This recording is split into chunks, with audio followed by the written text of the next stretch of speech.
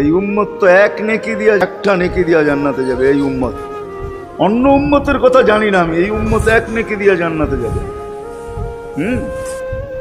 নবীর একটা আদর্শের কারণে জান্নাতে যাবে। সিরত মানি আদর্শ, আর এটা আমরা কদমে কদমে মুহতাজ।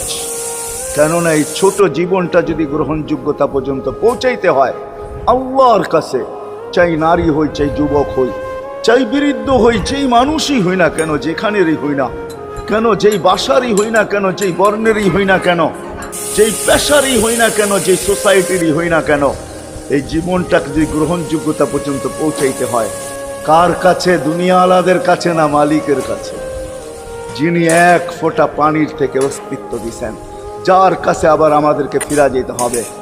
পালানোর কোনো সুযোগ নাই। এই জন্যই কোরআন আমাদেরকে বোঝায় আইনাল মাফার। আল্লাহ বলতেছে কোথায় ভাগবে তুমি, বলো কোথায় ভাগবে?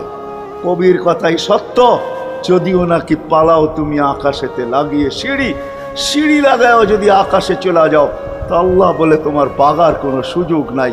কেননা ইল্লা বিসুলতান, ওইখানেও আমার রাজত্ব।